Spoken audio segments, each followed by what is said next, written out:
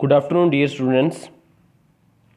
एक बार फिर से आप सभी का स्वागत है आपके अपने YouTube channel maths by RSR sir में, जिसके अंदर हम कक्षा 12वीं के मैथमेटिक्स को बड़े ही अच्छे तरीके से कॉन्सेप्ट वाइज समझ रहे हैं। तो अब तक हमने जो अपना चैप्टर नंबर 4 है यानी कि सारणिक डिटरमिनेंट है, उसके 8 पार्ट तक की वीडियो मैं अपलोड कर चुका हूं और उम्मीद करता हूं कि आपको वो सब समझ में आ गई होगी।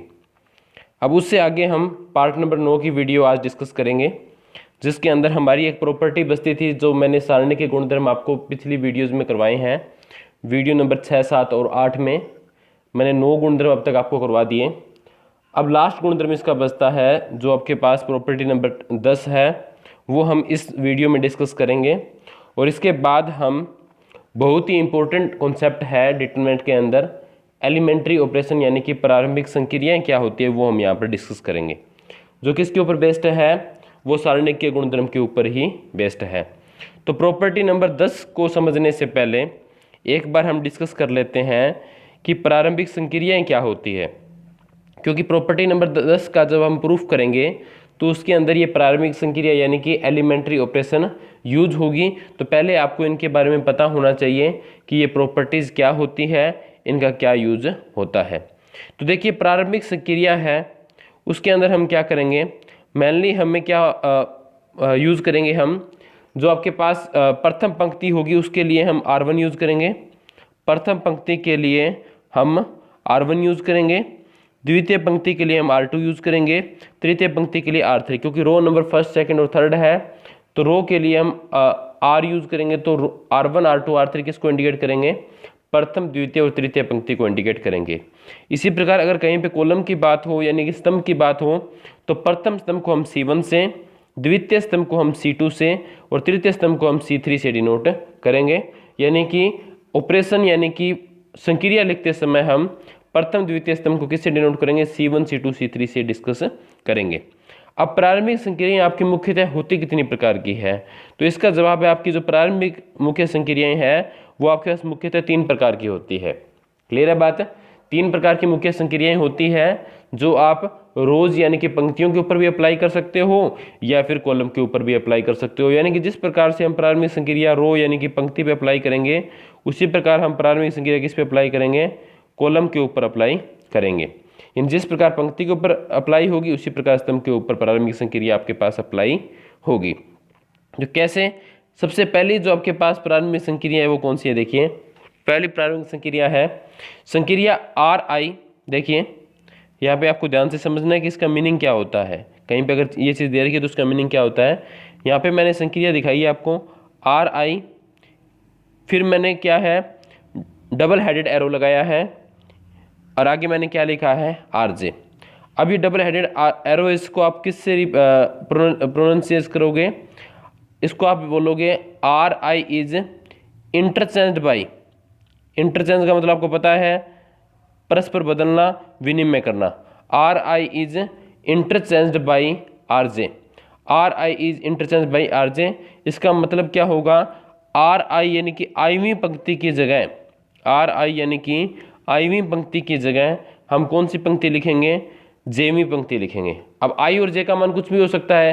जैसे अगर मैं ये लिख देता हूँ R1 फिर बोथ साइडेड एरो, उसके बाद मैंने क्या लिख दिया R2, R1 both sided arrow, उसके बाद मैंने क्या लिख दिया R2। तो इसका मतलब क्या होगा, R1 is interchanged by R2, यानी कि संक्रिया R1 की जगह कौन आ जाएगी, संक्रिया R2 आ जाएगी, सॉरी पंक्ति R2 आ जाएगी, और पंक्ति R2 की जगह कौन आ जाएगा, पंक्ति R1 आ जाएगा। यानी R1 और R2 आपस में क्या हो जाएंगे, इंटरचेंज हो जाएंगे। ये अपनी प्रथम संक्रिया होती है। इसी प्रकार अगर हम कॉलम के ऊपर अप्लाई करें तो उसको हम कैसे लिखेंगे, CI is interchanged by CJ। इसका मतलब क्या है, आईवें व जेवें स्तंभ को परस्पर बदला गया है, यानी कि आईवें स्तंभ की जगह जेवा स्तंभ लिखा गया है और जेवें स्तंभ की जगह क्या लिखा गया है, आईवा स्तंभ लिखा गया है। क्लियर है बात? अब अपनी प्रॉपर्टीज को थोड़ा सा रिकॉल करते हैं। अगर आप गुणधर्म का स्टेटमेंट आपको याद है तो आपको शायद याद होगा, मैंने आपको प्रूफ करवाया था, एक गुणधर्म करवाया था कि अगर किसी सारणिक में कोई भी 2 पंक्तियों को आपस में बदलते हैं, किन्हीं भी 2 पंक्तियों को आपस में आप इंटरचेंज करते हो, तो सारणिक का संख्यात्मक मान तो वहीं रहता है परंतु उसका चिन्ह बदल जाता है। तो स्टेटमेंट सुनकर आपको याद आ गया होगा कि मैंने कौन सी प्रॉपर्टी की बात की है। तो प्रॉपर्टी नंबर आप अपने प्रूफ में देख लेना, लेकिन मैंने ये प्रूफ आपको करवाया हुआ है कि यदि किसी सारणिक में हम कोई भी दो पंक्तियों को आपस में इंटरचेंज करते हैं या कोई भी दो स्तंभ को आपस में इंटरचेंज करते हैं तो सारणिक का जो मान है वो तो वही रहता है, संख्यात्मक मान तो वही रहता है, परंतु उसका चिन्ह बदल जाता है। ये अपनी प्रॉपर्टी होती है। तो देखिए एग्जांपल मैं दिखा रहा हूँ आपको पहली संक्रिया का। जैसे मान लीजिए अपने पास ये एक डिटर्मिनेंट है, डेल्टा सारणिक है 2 3 1 1 2 3 4 2 5, 3 क्रॉस 3 का एक सारणिक मेरे को दे रखा है। इसमें मान लीजिए मैं संक्रिया अप्लाई करता हूँ, कौन सी संक्रिया अप्लाई करता हूँ मैं, R1 is interchange by R2। तो देखिए आपको चेंज क्या करना है, R1 की जगह मुझे क्या लिखना है R2, और R2 की जगह मुझे क्या लिखना है R1। बोथ साइडेड एरो, इसका मतलब R1 की जगह R2 आ जाएगा और R2 की जगह क्या आ जाएगा R1 आ जाएगा। तो संक्रिया R1 is interchange by R2 लगाने पर क्या होगा, डेल्टा देखिए, क्योंकि मैं देखो सेम का सेम लिख रहा हूँ, डेल्टा की जगह मैंने डेल्टा ही लिखा है। क्लियर है बात। तो यहाँ पे पहली पंक्ति की जगह दूसरी पंक्ति आपको लिखनी है। तो देखिए 2 3 1 के कहाँ आ जाएगा, दूसरी पंक्ति की जगह आ गया। और जो आपके पास दूसरी पंक्ति है वो किसकी जगह आ जाएगी, पहली पंक्ति की जगह आ जाएगी। तो 1 2 3 किसकी जगह आ गया, पहली पंक्ति की जगह आ गया। क्लियर है बात। लेकिन आपको पता है जब भी आप किन्हीं दो पंक्तियों को आपस में इंटरचेंज करते हो तो सारणी का मान क्या हो जाता है, संख्यात्मक मान तो वही रहता है लेकिन चिन्ह बदल जाता है। यानी कि इस डेल्टा में और इस यहाँ पे अगर मैं इसको एक बार डेल्टा डैश मानूँ तो डेल्टा डैश में क्या अंतर होगा, डेल्टा किसके बराबर आएगा, माइनस ऑफ डेल्टा डैश के बराबर आएगा। लेकिन मैंने यहाँ पे देखिए डेल्टा डैश लिखने की बजाय मैंने डायरेक्ट क्या लिखा है, डेल्टा ही लिखा है। मैंने क्या लिखा है, डेल्टा ही लिखा है। यानी कि मैंने इसके अंदर कोई चेंज नहीं किया। तो वो चेंज कब नहीं आएगा, जब मैं बाहर किसका निशान लगा दूँ, माइनस का। क्योंकि आपको पता है कि जब भी आप दो पंक्तियों को आपस में इंटरचेंज करते हो तो आपके पास क्या हो जाता है, संख्यात्मक मान तो वही रहता है लेकिन चिन्ह बदल जाता है। तो अगर आप डेल्टा को डेल्टा के इक्वल ही रखना चाहते हो, यानी कि इसको सेम ही रखना चाहते हो, तो आपको आगे निशान किसका लगाना पड़ेगा, किसका लगाना पड़ेगा बताओ, माइनस का निशान लगाना पड़ेगा। क्यों लगाना पड़ेगा, मान लीजिए जैसे एक बार आप सोच के देखिए कि इसका मान कितना आए, इसका मान मान लीजिए, मान लेते हैं, और पता नहीं कितना आता है इसका मान, मैं ज्यूम कर लेता हूँ इसका मान कितना आता है, 5 आता है मान लीजिए। क्लियर है बात। अब ये डेल्टा का मान कितना आ गया आपके पास, 5 आ गया। अब जो ये माइनस के निशान को एक बार हम स्किप करते हैं, जो आपके पास माइनस को छोड़ के अंदर वाली जो चीज़ है इसका मान बताइए कितना आएगा। क्यों, इसमें और इसमें कितना अंतर है, देखिए इसमें मैंने क्या किया, दो पंक्तियों को आपस में इंटरचेंज किया, उसके बाद आपको ये मिला ना, तो इसका मान आपके पास किसके बराबर आएगा, -5 के बराबर आएगा। क्लियर है बात। ये -5 के बराबर है, बार मैंने किसका निशान लगा दिया, माइनस का लगा दिया, तो माइनस इंटू माइनस क्या हो जाएगा, प्लस हो जाएगा। यानी कि वैल्यू क्या रहेगी, 5 के बराबर रहेगी, और 5 की जगह मैं क्या लिख सकता हूँ, डेल्टा लिख सकता हूँ। तो आपको ये ध्यान रखना है कि अगर आप कहीं भी सारणिक के अंदर संक्रिया लगाते हो दो पंक्तियों को आपस में बदलने की या फिर दो स्तंभों को आपस में बदलने की, तो आपको बाहर किसका निशान लगाना पड़ेगा, माइनस का निशान लगाना पड़ेगा। क्योंकि आप डेल्टा को डेल्टा रख रहे हो, इसमें कोई चेंज नहीं कर रहे, जबकि आपको पता है कि होता क्या है, संख्यात्मक मान तो बदलता है, तो उसके लिए आपको क्या करना पड़ेगा, माइनस का निशान बाहर लगाना पड़ेगा। समझ के बात को। क्लियर है बात। अब इसके बाद नेक्स्ट जो संक्रिया है, संक्रिया नंबर 2 है, वो मैं आपको समझा रहा हूँ क्या है। देखिए संक्रिया RI, फिर मैंने देखो एरो का निशान लगाया, बोथ साइडेड एरो नहीं है इस बार, सिर्फ RI डायरेक्ट एरो दिया हुआ है यहाँ पे, RI तीर का निशान, फिर आगे क्या दे रखा है आपको, KRI। देखिए RI इस साइड था और RI इस साइड है, यानी सेम ही पंक्ति की बात की, किसी दूसरी पंक्ति की बात इसने नहीं की है। बस क्या कर दिया, RI की जगह मैंने क्या लिख दिया, ये अपने पास पहले था संक्रिया से पहले, संक्रिया के बाद RI किस में कन्वर्ट हो जाएगा, KRI से, KRI में। यानी कि RI को मल्टीप्लाई किससे करवा दिया, K से, जहाँ K क्या है, कोई भी एक कांस्टेंट है।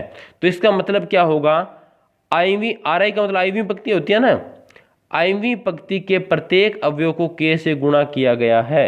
यानी इसका मतलब ये होगा कि IV पंक्ति के प्रत्येक अवयव को किससे गुणा करवाना है आपको, K का मान कुछ भी हो सकता है, पॉजिटिव और नेगेटिव, धनात्मक संख्या भी हो सकती है, ऋणात्मक संख्या भी हो सकती है। सिमिलरली हम क्या करेंगे, CI इज, फिर तीर का निशान है, K इंटू सी, J नहीं आएगा भाई, सॉरी, यहाँ पे CI आएगा, CI तीर का निशान KCI। इसका मतलब IV स्तंभ के प्रत्येक अवयव को K से गुणा किया गया है, ये आपके पास संक्रिया होती है। क्लियर है बात। तो इसमें क्या होगा, देखो एग्जांपल देखते हैं हम। एक डेल्टा अपने पास क्या है, कोई भी एक संक्रिया है, डेल्टा है अपने पास 2 3 1 4। क्लियर है बात। अब मैं यहाँ पे संक्रिया लगा रहा हूँ R1। R1 का मैं मल्टीप्लाई किससे करवा रहा हूँ, 4 से, यानी कि प्रथम पंक्ति को 4 से मल्टीप्लाई करवा रहे हैं। अब वापस हम रिकॉल करते हैं किसको, सारणी के गुणधर्म यानी कि प्रॉपर्टीज को रिकॉल करते हैं। और सारणी की प्रॉपर्टीज हमें क्या बताती है कि यदि किसी सारणी की किसी भी एक पंक्ति को या किसी भी एक स्तंभ को हम किसी अचर संख्या से गुणा करवाते हैं तो सारणी का मान क्या होता है, मूल सारणी का मान तथा उस अचर संख्या के गुणनफल के क्या होता है, बराबर होता है। यानी कि जिस भी संख्या से आपने सारणी की किसी एक पंक्ति या स्तंभ से मल्टीप्लाई करवाया है, सारणी का मान उतना गुना ही हो जाता है। क्लियर है बात। तो यहाँ पे हम देखेंगे संक्रिया हम लगा रहे हैं R1, 4 से मल्टीप्लाई करवा रहे हैं R1 को। तो अगर आप ध्यान से देखो तो ये आपके पास R1 थी 2 3, इसको मैंने 4 से मल्टीप्लाई करवाया तो क्या होगा, 2 × 4 क्या आ गया, 8 आ गया, 3 × 4 क्या आ गया, 12 आ गया। क्लियर है बात। R1 को मैंने मल्टीप्लाई किससे करवा दिया, 4 से मल्टीप्लाई करवा दिया। ओके, अब देखिए 2 × 4 क्या है, वो आएगा 8, माइनस इसकी वैल्यू क्या आ गई 3 = 5। इसका मान कितना आ गया आपके पास, सारणी का मान कितना प्राप्त हो गया आपको, सारणी का मान आपको मिल गया, इस सारणी का मान आपको मिला है 5। ओके, लेकिन अब देखिए मैंने संक्रिया लगाने के बाद भी डेल्टा को डेल्टा ही रखा है, जबकि एक्चुअली अगर आप ये 1/4 मैंने क्यों लगाया इसका रीजन आपको समझ में आएगा। 1/4 अगर आप नहीं लगाते, सोचो एक बार, तो इसकी वैल्यू क्या आ गई, 8 × 4 क्या हो गया 30, 8 × 4 क्या हो गया 32 माइनस 12 क्या आएगा आपके पास 20 आ गया। अब बताइए ये 20 है और ये कितना है 5, तो क्या ये दोनों डेल्टा, इन दोनों को आप डेल्टा से लिख सकते हो, नहीं लिख सकते ना। तो अब इसको आप डेल्टा कब लिख सकते हो, अगर आप इसको किससे डिवाइड करो 4 से, तो वैल्यू कितनी आएगी 5 ही आएगी। अब ये दोनों वैल्यूज बराबर है, यानी कि इसको आप डेल्टा ही लिख सकते हो।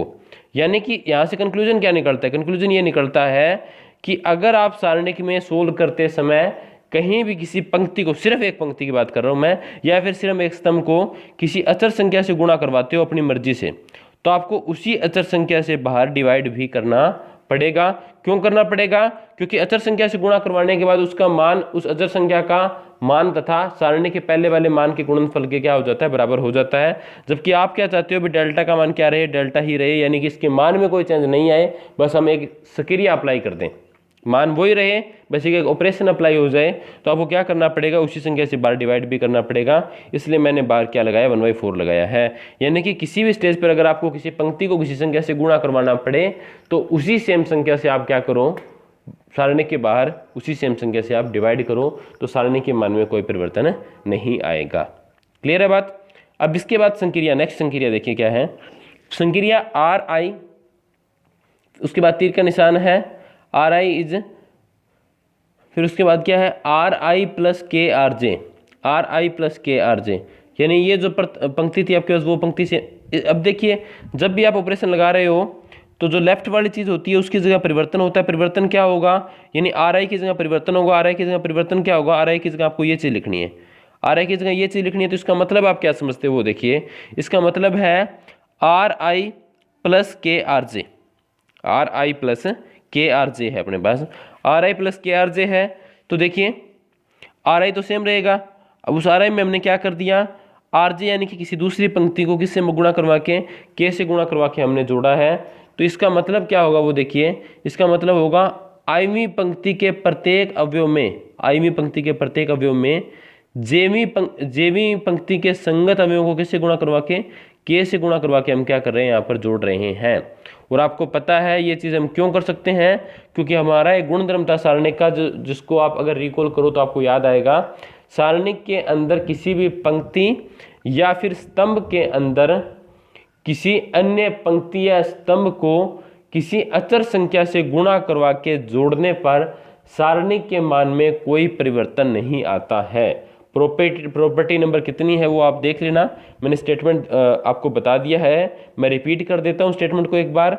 सारणी के अंदर किसी भी पंक्ति या स्तंभ के प्रत्येक अवयव में किसी अन्य पंक्ति या स्तंभ को किसी अचर संख्या से गुणा करवा के जोड़ने पर, अचर संख्या से गुणा करवा के जोड़ने पर सारणी के मान में कोई परिवर्तन नहीं आता है।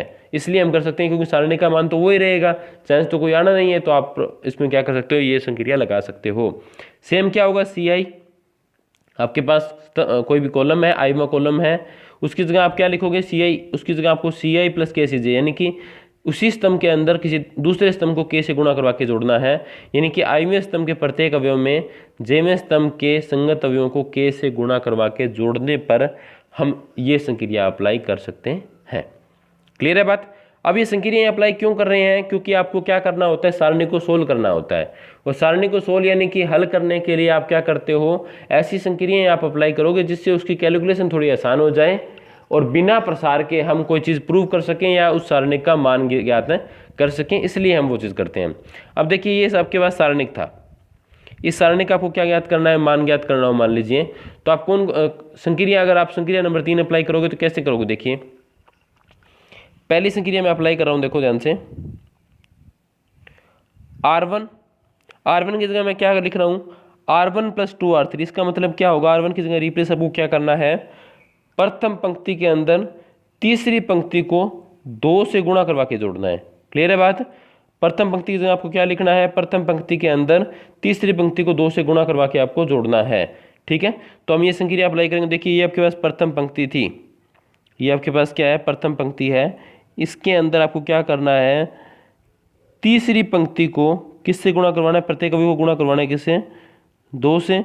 जो आपको रिजल्ट मिलेगा उस रिजल्ट को आपको क्या करना है, प्रथम पंक्ति में जोड़ना है। ये आपको काम करना है, समझ रहे बात को।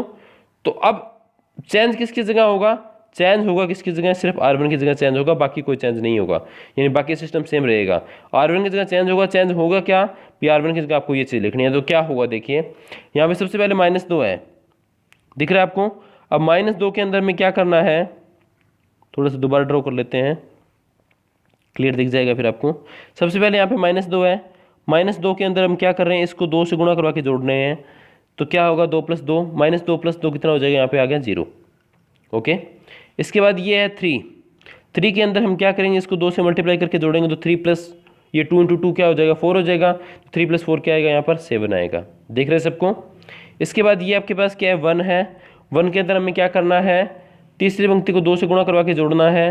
तो 3 × 2 क्या आएगा, 6 आएगा। 1 + 6 क्या होगा, ये 7 होगा। ये R1 की जगह चेंज हो गया और R2 और R3 आपके पास क्या रहेंगे, सेम रहेंगे। वो मैंने यहाँ पे सेम के सेम एज इट इज़ लिख दिए, उसके अंदर कोई चेंज मैंने यहाँ पर नहीं किया। इस प्रकार से हम संक्रिया लगा सकते हैं।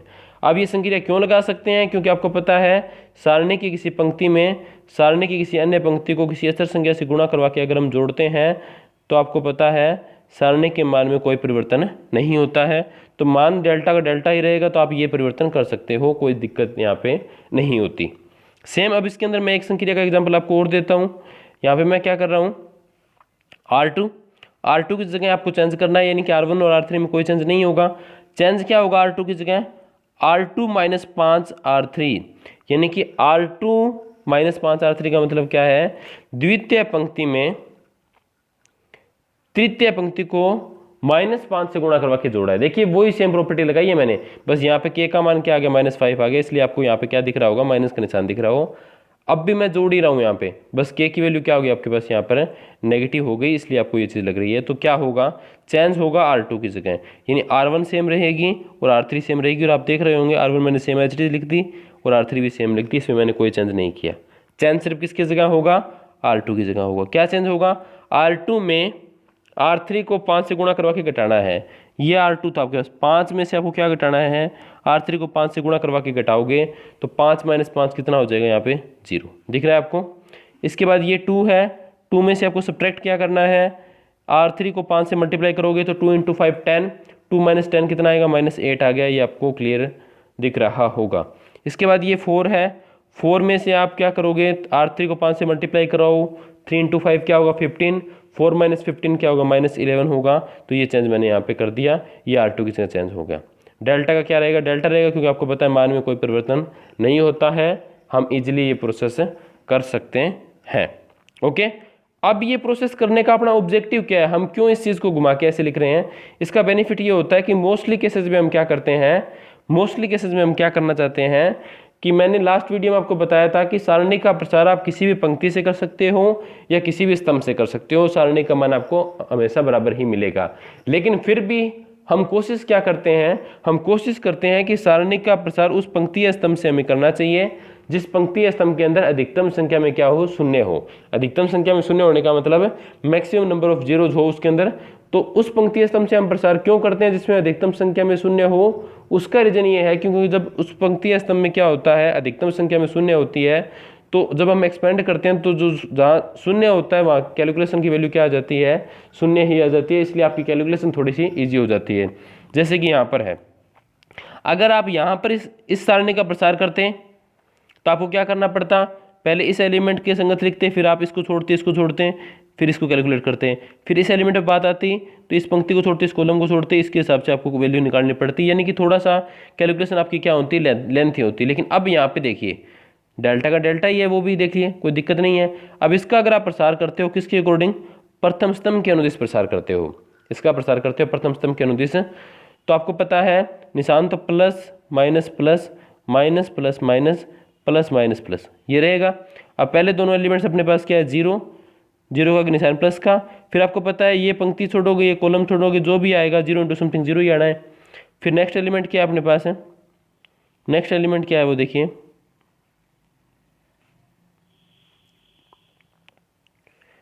सबसे पहले इसके संगत तो क्या आ जाएगा, जीरो, फिर नेक्स्ट इसके संगत भी क्या आएगा, जीरो ही आएगा क्योंकि बाहर आपके पास जीरो ही है। फिर नेक्स्ट क्या आएगा, वन। अब इसको छोड़िए, इसको छोड़िए, ये आएगा आपके पास क्या बच गया, सात, सात माइनस आठ माइनस 11। क्लियर है बात? तो मल्टीप्लाई कराओ -77, ठीक है, और प्लस क्या हो जाएगा, ये 56 हो जाएगा। तो ये जो पीछे वैल्यू बचेगी क्या बचेगी आपके पास, 21 -21 बचेगा शायद। तो -21 इसका क्या हो जाएगा, आंसर हो जाएगा। तो इसलिए सारणी का प्रसार अब यहाँ पे क्या हो गया, इजी हो गया। तो हम ये जो प्रारंभिक संक्रियाएं होती है ये क्यों अप्लाई करते हैं, सारणी की किसी भी एक पंक्ति या स्तंभ के अंदर दो या दो से अधिक जीरो बनाने की कोशिश करने के लिए हम ये संक्रियाएं अप्लाई करते हैं, ताकि जब हम एक्सपेंड करें तो आपकी कैलकुलेशन क्या हो जाए, इजी हो जाए। और इसमें हमने क्या किया है, जो आपके पास सारणी के गुणधर्म थे यानी प्रॉपर्टीज ऑफ डिटर्मिनेंट थी, उनका पूर्णता से पालन किया है, यानी कि उन प्रॉपर्टीज के अकॉर्डिंग ही इसको एक्सपेंड किया है।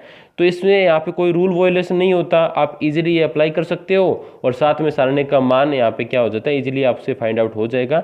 इसलिए आप ये संक्रियाएं लगा सकते हो। तो ये 3 तरीके की संक्रियाएं होती है जो मैंने आपको बता दी। अब देखिए लास्ट प्रॉपर्टी, अपनी प्रॉपर्टी नंबर 10 क्या कहती है, वापस हम चलते हैं लास्ट गुणधर्म पर। लास्ट गुणधर्म ये कहता है कि यदि किसी सारणिक में x का बहुपद हो, x का बहुपद होने का मतलब क्या है, सारणिक का प्रसार करो और आपको x के अंदर एक पोलिनोमियल यानी बहुपद मिले, यानी कि x की क्यूब समथिंग, x की स्क्वायर समथिंग बहुपद आपको पता ही है, 10th क्लास में आपने पढ़ा है अच्छे से।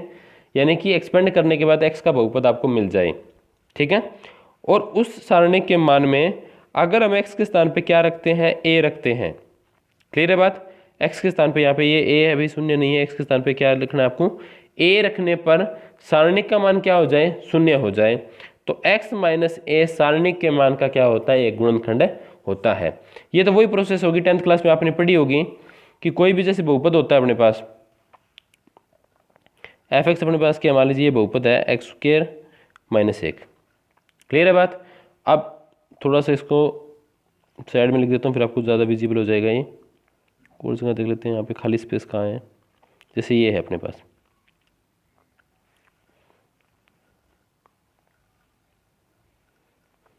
ये एक बहुपद है f(x), x² - 1।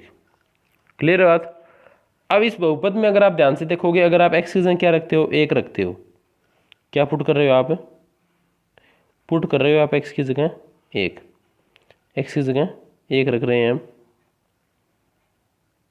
x की जगह रख दिया हमने 1, तो क्या आएगा, 1 का स्क्वायर - 1 यानी वैल्यू कितनी आ गई, 0। यानी x का मान 1 रखने पर आपके पास बहुपद का मान क्या हो गया, शून्य हो गया।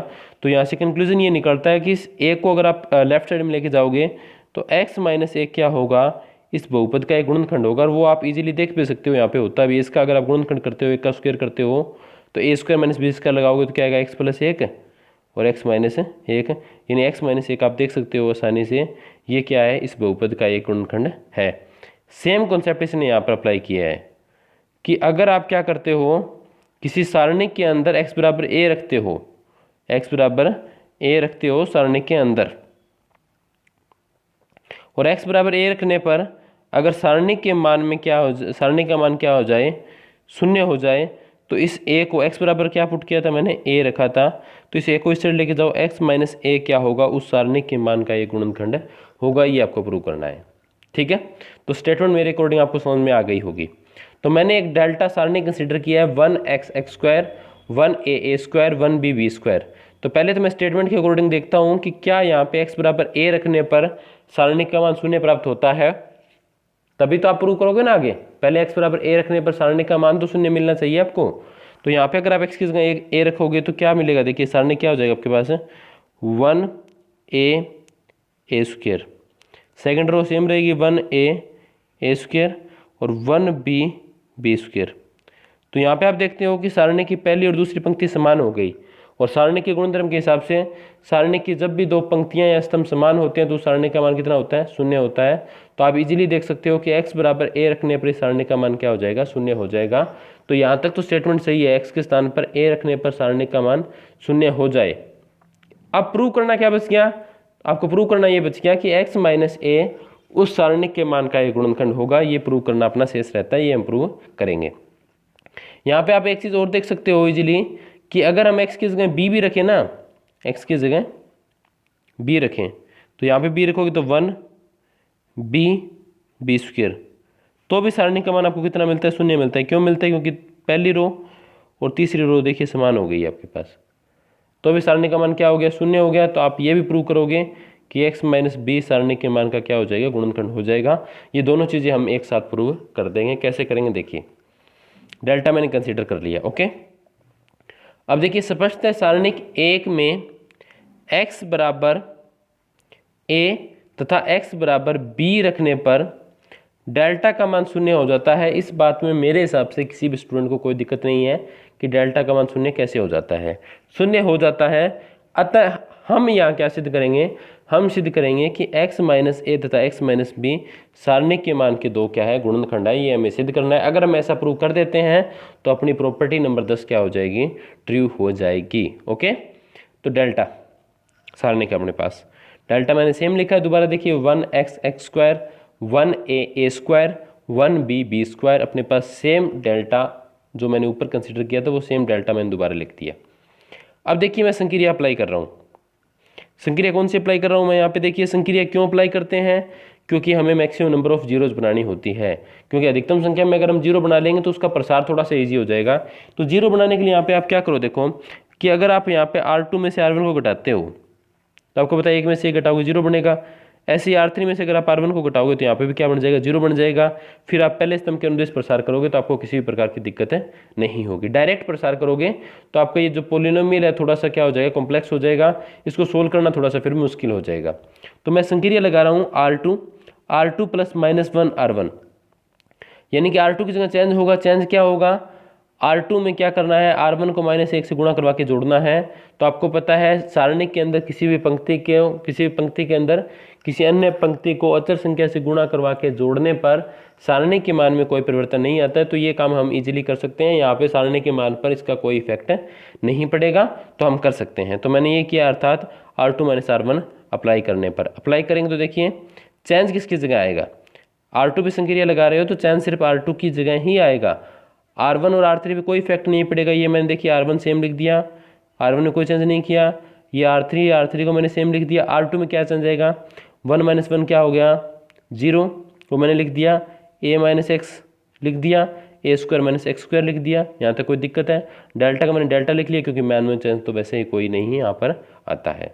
यहाँ तक आपको समझ में आ गया होगा। सेम अब देखिए 2 जीरो बनाने की कोशिश करेंगे ना हम, तो अगर हम क्या करें R3 में से घटा दें R1 को, तो क्या बताइए यहाँ पर मान में कोई परिवर्तन आएगा, नहीं आएगा। तो हम क्या करते हैं, R3 - R1 संक्रिया लगाएंगे। संक्रिया R3 is replaced by R3 - R1। Okay, R3 में से R1 को हम क्या करते हैं, घटाते हैं, तो यहाँ पे एक जीरो और बन जाएगी। तो अब की बार चेंज किसकी जगह आएगा, चेंज आएगा सिर्फ R3 की जगह। R1 R2 सेम रहेगी, मैंने R1 सेम लिख दी, देखो ध्यान से। R2 भी सेम लिख दी। अब क्या है, 1 - 1 क्या आ गया, 0। b - x क्या आ गया, b - x। फिर आगे क्या आ गया, b स्क्वायर - x स्क्वायर। यहाँ तक मेरे हिसाब से किसी को कोई प्रॉब्लम नहीं होगी। अब एक फॉर्मूला आपने पढ़ा है छोटी क्लासेस में, गुणनखंड का बहुत पॉपुलर फॉर्मूला है a² - b²। क्या होता है, ए प्लस बी और ए माइनस बी। ए स्क्वायर माइनस बी स्क्वायर क्या होता है, ए प्लस बी और ए माइनस बी। तो ये फॉर्मूला अगर हम यहाँ पे अप्लाई करें तो A square minus x square को हम क्या लिख सकते हैं, A plus x A minus x लिख सकते हैं ना। Same B square minus x square को हम क्या लिख सकते हैं, B plus x B minus x. आपको ये चीज़ पता होगी। क्लियर है, कोई दिक्कत है नहीं होगी यहाँ तक। अब इसके बाद मैंने आपको बताया था कि अवयव यानी कि मैट्रिक्स में अगर कॉमन लेना होता है, लास्ट वीडियो मैंने आपको बताया था, तो समस्त पंक्तियों या फिर समस्त अवयवों में से कॉमन लेना होता है। लेकिन जब आप सारणी के अंदर कॉमन लेते हो तो आप किसी भी एक पंक्ति से या किसी भी एक स्तंभ से कॉमन ले सकते हैं, क्योंकि सारणी के अंदर मल्टीप्लाई भी हम किसी भी एक पर्टिकुलर पंक्ति या स्तंभ को करवा सकते हैं। तो अगर आप ध्यान से देखोगे तो इस सारणी के अंदर जब कि द्वितीय पंक्ति है, इस द्वितीय पंक्ति के अंदर एक चीज़ कॉमन आ रही है, वो है आपके पास a माइनस एक्स, दिख रही होगी सबको। इसी प्रकार सारणी के अंदर तीसरी पंक्ति में क्या कॉमन आ रहा है, तीसरी पंक्ति में कॉमन आ रहा है b माइनस एक्स। तो द्वितीय पंक्ति से मैंने a माइनस एक्स कॉमन ले लिया, तृतीय पंक्ति से मैंने b माइनस एक्स कॉमन ले लिया। कॉमन लेने के बाद अंदर क्या बचता है वो देखिए, अंदर फर्स्ट रो सेम रहेगी 1x एक्स स्क्वायर, और जो आपके पास है सेकेंड रो में से मैंने a माइनस एक्स कॉमन ले लिया, तो a माइनस एक्स तो अपना बाहर आ गया। यहाँ तो जीरो था, जीरो में से कुछ भी कॉमन ले लो कोई फर्क ही नहीं पड़ता। a माइनस एक्स की जगह क्या बचेगा, एक बचेगा, यहाँ पे a प्लस एक्स बचेगा, ये जीरो हो गया, ये 1 हो गया, और ये क्या बच गया, यहाँ पे b प्लस एक्स बच गया। यहाँ तक मेरे हिसाब से आपको समझ में आ गया होगा। अब देखिए आगे, अब यहाँ पे अगर आप इस सारणी को ध्यान से देखते हो तो इस सारणी के प्रथम स्तंभ में क्या कितने जीरो बन गए, आपके पास 2 जीरो बन गए। तो अगर आप प्रथम स्तंभ के अनुदिश प्रसार करते हो तो काफ़ी इजी इसका एक्सपेंशन हो जाएगा। तो यहाँ पे एक्सपेंडिंग अलोंग C1 यानी कि प्रथम स्तंभ के अनुदिश प्रसार करने पर निशान आपको पता ही है क्या आएगा, प्लस माइनस और प्लस आएगा। यानी पहले एलिमेंट के आगे प्लस का, फिर जीरो के आगे माइनस का, फिर अगली जीरो के आगे प्लस का निशान आएगा। तो क्या होगा देखो, a minus x A plus x मैंने यहाँ पे सेम लिखा है, अगर आपको दिखाई दे रहा हो, ये मैंने सेम लिखा है, इसमें b माइनस एक्स मैंने सेम लिखा है, कोई चेंज नहीं किया। अब फर्स्ट कॉलम के अकॉर्डिंग कर रहे हैं तो ये देखिए कौन सी रो में है, फर्स्ट रो में है, कौन से कॉलम में है, फर्स्ट कॉलम में। पीछे क्या बच गया आपके पास, 1 a plus x 1 b plus x. Okay, next element के आगे निशान माइनस का आएगा, माइनस जीरो। फिर आपको पता है जीरो के आगे कुछ भी अगर आपके पास बनता है तो उसको अगर आप मल्टीप्लाई जीरो से करवाओगे तो वैल्यू अल्टीमेटली क्या आनी है, जीरो ही आनी है। तो मैंने डायरेक्ट जीरो लिख दिया इसको। समझ में आ रही है ये बात तो आपको। नेक्स्ट फिर अपने पास ये जीरो है, इसके लिए वैल्यू क्या मिलेगी आपको, जीरो ही मिलेगी। ओके, अब देखिए आगे, अब हम इसमें क्या कर रहे हैं वो देखो ध्यान से। इस 1 को मल्टीप्लाई करवाया मैंने, इसको अब सोल्व करेंगे, 2/2 का है तो 1 इंटू बी प्लस एक्स क्या आएगा, b प्लस एक्स, फिर माइनस का निशान 1 इंटू ए प्लस एक्स क्या आएगा, a प्लस एक्स आएगा, लेकिन माइनस बार तो क्या आएगा, माइनस a और माइनस एक्स, x से x हो गया कैंसिल। तो यहाँ पे क्या बच गया, b माइनस एक्स बच गया। अब देखिए यहाँ पे ध्यान से, अब a माइनस एक्स में से अगर मैं माइनस कॉमन लेता हूँ बाहर तो ये क्या बन जाएगा, x माइनस a बन जाएगा, बाहर माइनस का निशान आ गया। फिर इस b माइनस एक्स से भी मैं माइनस कॉमन लेता हूँ तो ये क्या बन जाएगा, x माइनस b बन जाएगा, बाहर एक और माइनस आएगा, माइनस माइनस क्या हो जाएगा, प्लस हो जाएगा। तो ये बन गया अपने पास x minus a, x minus b और b माइनस a। ये किसका मान है, ये मान है अपने पास सारणिक का। तो देखिए सारणिक का मान अपने को क्या मिला है, सारणिक का मान आपका मिला है x minus a, x minus b और b माइनस 1। तो आप इजीली देख सकते हो कि सारणिक का जो मान आपको मिला है इसके अंदर x माइनस a क्या है, सारणिक के मान का एक गुणनखंड है। क्यों मिला आपको ये, क्योंकि x बराबर a रखने पर सारणिक का मान क्या मिला था आपको, 0 मिला था। सेम आप देख सकते हो कि इसमें सारणिक का मान का x माइनस b भी क्या एक गुणनखंड है। ये आपको क्यों मिला है, क्योंकि x बराबर b रखने पर सारणिक का मान क्या मिला था आपको, 0 मिला था। तो यही आपको प्रूव करना था कि x बराबर a अगर आप रखते हो और सारणिक का मान क्या हो जाए, 0 हो जाए, तो x माइनस a उस सारणिक का क्या होता है, एक गुणनखंड होता है। अर्थ स्पष्ट है, x माइनस a तथा x माइनस b सारणिक के मान के गुणनखंड है। यही अपनी प्रॉपर्टी नंबर 10 थी। मेरे हिसाब से आपको प्रॉपर्टी नंबर 10 आपको समझ में आ गई होगी। और इस तरीके से सारणी के समस्त गुणधर्म मैंने आपको 1 बाय 1 करके अच्छे से समझा दिए। अगर फिर भी आपको कोई डाउट रहती है किसी प्रॉपर्टी में तो आप कमेंट सेक्शन में अपना रिव्यू ज़रूर दीजिए कि आपको हमारी वीडियोज़ पसंद आ रही है या फिर नहीं आ रही। कोई भी डाउट है, कोई भी सजेशन है, वो आप कमेंट सेक्शन में डाल सकते हो। अपनी स्टडी को यूं ही जारी रखिए। Thank you so much.